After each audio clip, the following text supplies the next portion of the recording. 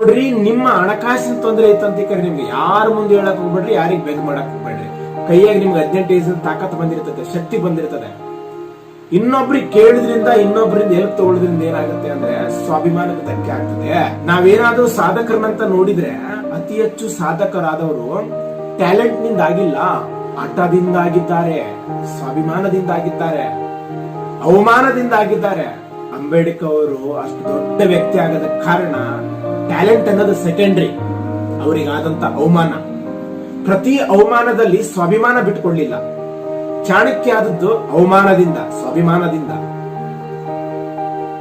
Ravi D ಚೆನ್ನಣ್ಣರವರಾಗಿದ್ದು ಅವರ ಬಡತನದಿಂದ, ಅವರ ಕಷ್ಟಗಳಿಂದ. ಪ್ರತಿಯೊಬ್ಬ ಅವರಷ್ಟೇನಲ್ರಿ, ಒಬ್ಬ ಕಾನ್ಸ್ಟೇಬಲ್ ಆಗಿದ್ದ ನಿನ್ನ ಫ್ರೆಂಡ್ ಅಂದ್ರೆ ಅವನ ಟ್ಯಾಲೆಂಟ್ಗಿಂತ ಅವನಿಗಿರುವಂತ ಕಷ್ಟಗಳಿಂದ. ಸೊ ನಿಮ್ಮ ಕಷ್ಟಗಳನ್ನ ಗೌರವಿಸಿ. Respect your problems. Don't blame your problems. Just find a solution for the problem. Solution ಅಷ್ಟೇ.